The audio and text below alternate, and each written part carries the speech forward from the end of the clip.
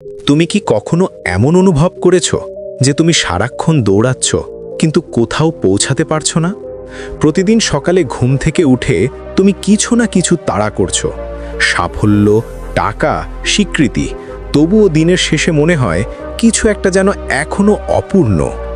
এই পৃথিবী আমাদের শেখায় আরও দ্রুত চলতে, আর সেই ছুটোছুটির মাঝে আমরা ভুলে গেছি ধীরে চলার শিল্পটা। কিন্তু যদি আমি বলি তোমার জীবনের সবচেয়ে শক্তিশালী মুহূর্তগুলো দৌড়ের মাঝে নয়, বরং অপেক্ষার মাঝে লুকিয়ে আছে, আজকের গল্প তোমাকে দেখাবে ধৈর্য কোনো দুর্বলতা নয়, এটা সেই নীরব শক্তি যা গড়ে তোলে সত্যিকারের সাফল্য আর স্থায়ী শান্তি। কারণ কখনো কখনো সামনে এগোনোর সবচেয়ে দ্রুত উপায় হলো থেমে যাওয়া। একটা ছোট্ট সবুজ পাহাড় ঘেরা গ্রামে থাকত এক তরুণ, নাম তার রায়েন। তার মধ্যে ছিল অগাধ স্বপ্ন, অফুরন্ত শক্তি আর এক রাস উদ্যম। কিন্তু একটা সমস্যা ছিল, রায়ান সবকিছু চাইতো, আর চাইতো এখনই। কেউ যদি তাকে নতুন কোনো ব্যবসার কথা বলতো, সে পরের দিনই সেটা শুরু করে দিত। কারোর অনলাইনে জনপ্রিয়তা দেখলে সে তৎক্ষণাৎ একই কাজ শুরু করত। সে একদিন বীজ রোপণ করত, আর পরের দিনই যদি গাছ না গজাতো, তাহলে সেই বীজ ফেলে দিয়ে নতুন কিছু শুরু করত। রায়ানের ঘর ভর্তি ছিল অসমাপ্ত কাজের স্তূপে, অর্ধেক লেখা পরিকল্পনা, ভাঙা সরঞ্জাম আর এমন সব স্বপ্ন যেগুলো কখনো সময় পায়নি বেড়ে ওঠার। একদিন রায়ান গেল এক বৃদ্ধ জ্ঞানী কৃষকের কাছে। নাম তার মিস্টার হেনরি। তিনি থাকতেন জঙ্গলের ধারে, আর তার শান্ত স্বভাব আর সবচেয়ে মিষ্টি কমলার জন্য সবাই তাকে চিনত। রায়ান বলল, স্যার, আপনি এত শান্ত থাকেন কিভাবে? আমি অনেক কিছু চেষ্টা করছি, কিন্তু কিছুই কাজ করছে না। আমি সফল হতে চাই, কিন্তু সময় যেন হাত ফসকে চলে যাচ্ছে। বৃদ্ধ কৃষক মৃদু হেসে বললেন, বসো ছেলে।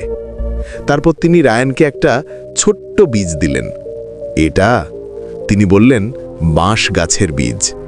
আজই পুঁতে দিও, প্রতিদিন জল দিও, আর একদিন কিছু অসাধারণ ঘটবে। রায়ানের চোখ জ্বলে উঠল। কতদিনে এটা বড় হবে? মিস্টার হেনরি আবারও হাসলেন। তা তোমার উপরই নির্ভর করছে। 1 বছর পর এসে আমাকে বলো কি দেখলে। রায়ান বীজটা বাড়িতে নিয়ে গিয়ে সাবধানে তার উঠোনে পুঁতে দিল। প্রতিদিন সকালে সে জল দিত, প্রতিদিন সন্ধ্যায় মাটি পরীক্ষা করত। 1 মাস গেল, কিছুই না। 3 মাস গেল, এখনো কিছুই না। 6 মাস গেল, মাটির ওপরে একটা ছোট্ট পাতাও গজালো না। রায়ান বিরক্ত হয়ে পড়ল। হয়তো বীজটা মরে গেছে, সে ভাবল। সে জল দেওয়া বন্ধ করে দিল আর অন্য কিছু করতে শুরু করলো। কিছু সপ্তাহ পর হঠাৎ সে মনে পড়ল মিস্টার হেনরির কথা। একটু অপরাধ বোধে ভরে সে আবার গেল তার কাছে। সে দেখল বৃদ্ধ কৃষক নীরবে কাজ করছেন। স্যার, আমি আপনার কথা মতোই করেছি। প্রতিদিন জল দিয়েছি মাসের পর মাস, কিন্তু কিছুই হয়নি।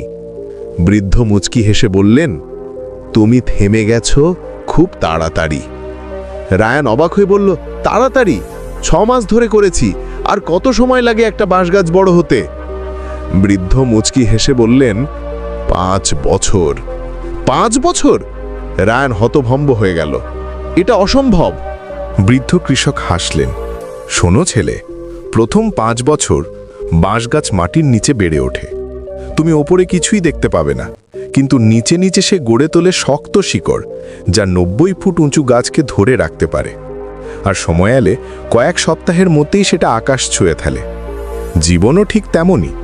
যখন তুমি কোনো অগ্রগতি দেখতে পাও না, তার মানে এই নয় যে কিছুই ঘটছে না। কখনো কখনো জীবন তোমার শিকড় তৈরি করছে।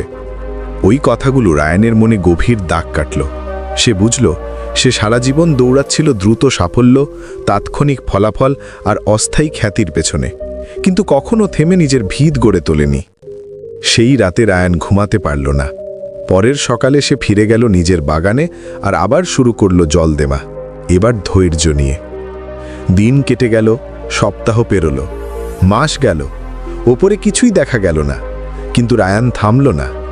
যখনই সন্দেহ তার মনে ঢুকত, সে মনে করত মিস্টার হেনরির কথা। কখনো কখনো জীবন তোমার শিকড় তৈরি করছে।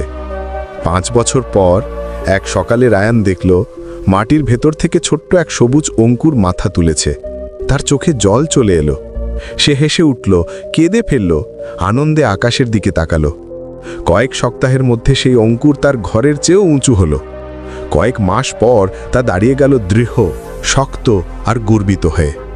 রায়ান অবশেষে বুঝল, সাফল্য মানে অন্যদের চেয়ে দ্রুত ছোটা নয়, বরং সেই সময়ও স্থির থাকা যখন অন্যরা হাল ছেড়ে দেয়। কিছুদিন পর সে আবার গেল মিস্টার হেনরির কাছে। স্যার, সে হাসতে হাসতে বলল, আপনি ঠিক বলেছিলেন, বীজটা অবশেষে বড় হয়েছে। না ছেলে, বড় হয়েছ তুমি। বীজ তো সবসময় শক্ত ছিল, কিন্তু এবার তুমি নিজে বেড়ে উঠেছ। রায়ান মাথা নিচু করে কৃতজ্ঞতা জানালো। সে বুঝল, সত্যিকারের বিকাশ প্রথমে দেখা যায় না, তা ঘটে নীরবে, তোমার হৃদয়ের গভীরে, তোমার শৃঙ্খলায়, তোমার ধৈর্যে। আর যখন সময়টা ঠিক আসে, তখন পৃথিবী দেখতে পায় তুমি এতদিন ধরে কি প্রস্তুতি নিচ্ছিলে। তোমার বিকাশ নিয়ে তাড়াহুড়ো করো না, তোমার যাত্রাকে কারো সঙ্গে তুলনা করো না। বাঁশ কখনো ফুলের সঙ্গে প্রতিযোগিতা করে না, সে শুধু সময় নেয়। কিন্তু একবার যখন সে বেড়ে ওঠে, তখন সে আকাশ ছুঁয়ে ফেলে। তাই যদি তুমি এখনো অপেক্ষায় থাকো, হতাশ হয়ো না। তোমার স্বপ্নে জল দাও, যদিও কিছুই বদলাচ্ছে বলে মনে না হয়, কারণ একদিন নিশ্চয়ই সবকিছু বদলে যাবে।